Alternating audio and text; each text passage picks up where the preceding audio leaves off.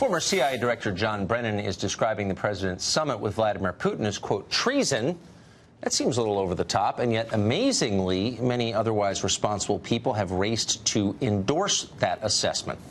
We asked the president about it in Helsinki, and here's what he said. Well, I think Brennan's a very bad guy, and if you look at it, a lot of things happened under his watch. I think he's a very bad person. Someone who does not think that the president's meeting with Putin is treason is Senator Rand Paul of Kentucky, and he joins us tonight in the studio. Senator, thanks a lot for coming on. Glad to be here.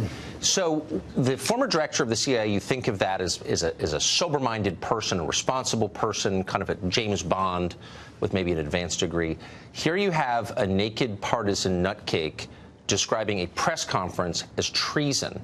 How should that make us feel as American citizens? It makes me wonder whether he should be getting a government pension if he's going to be disrespecting the commander-in-chief, calling the president treasonous.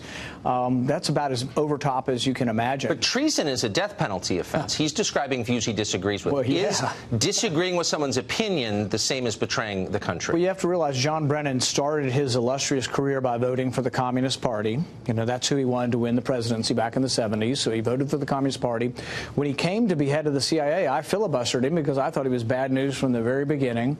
And I think what you've seen is, and what should worry us all is, this is one of the most powerful people in the world. Who has the ability to destroy anybody in the world and gain information on anything you do, any American, any foreigner? The head of the CIA. And yet, with all that power, he was coming to work each day with a bias and a hatred of the president. It should worry us all. You know, what other things could he possibly have been doing with that power? So I'm a big believer that we need more checks and balances on those in the intelligence community. James Comey, John Brennan, James Clapper. We need much more surveillance of the watchers. It's just such an irresponsible thing to say. Look, it's not a defense of the president or any figure to say accusing someone of treason is a very big deal. You kind of wish the Congress were exercising its oversight role more aggressively. I know you're trying. I want to ask you about Montenegro.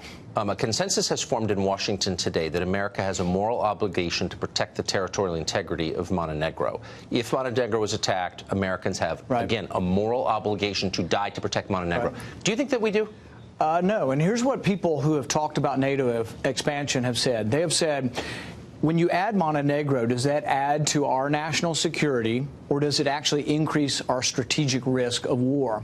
And I think it's more the latter, that when you add a Montenegro or an Albania, or actually we have a resolution before us in Congress right now that I've been opposing that says that anybody in the world who wants to join NATO, anyone who is qualified, can. That means we could have 50, 60 countries. That means we could have Equatorial Guinea in there. And if Mali attacks Equatorial Guinea, somehow we're going to have a world war. Who would back something that lunatic? Well, we had a vote, and I tried to strip out the any aspirant could join NATO, and I lost 20-1. Every member of the Foreign Relations Committee voted against my amendment, and all my amendment would have done was strip out the section that says that we invite any aspirant to join NATO. Do you believe that the average American has any idea that we are obligated by treaty to protect countries that nobody in America can find on a map? Do people know that? Nobody knows that. And here's the interesting thing, and this is where the president gets it and nobody in Washington does.